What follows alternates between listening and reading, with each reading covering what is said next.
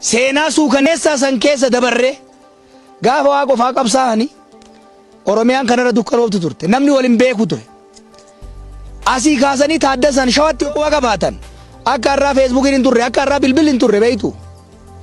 wanni Adam Saaddoo waraqaa asii fuudhee yoo inni achi dhaqu wal quban qabanii taaddasan faayidaa jiran qeerroo hin shawwadamina kijiba hafuufeera fuutu kanaan hin shawwadamina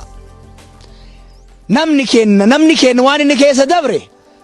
riiraa tana isinitti hima riiraa qofaa miti Oromiyaa hunda keessatti namni keenya humna isaa hamma danda'een qabsaa'ee dhufe waadaan nu qabnu maali tokko takkuu takka of duuban deebinu takkuu takka biyya teenya irratti lafa Baalee lafa Oromiyaa lafa Wallaggaa lafa Shawaa lafa Booranaa takkuu takka abbaa fedheef hin kenninu dabarsitee hin kenninu.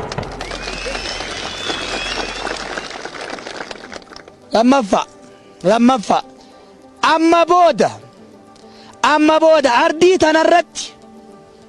ardii dhiiga goototaatiin jaaramte tanarratti nama Oromoon barbaadeen alatti nama warri riiraa filateen alatti nama gosti Baalee biyyi Baalee naataa je'ee filateen alatti ergamtuuf tultullaan Habashaan ergattu abadan biyya tana hin bulchitu kana beekuu barbaachisaadha. Never abadan qeerroo jiruu hin mi'eeffatina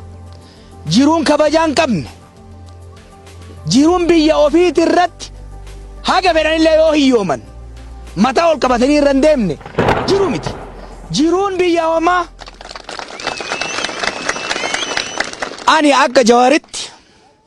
biyya goonni keenya irraanfatamee hattuun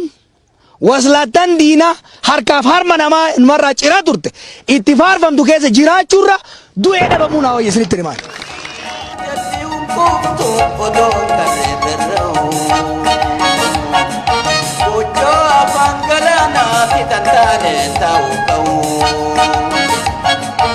Jireenya wabii hin qabne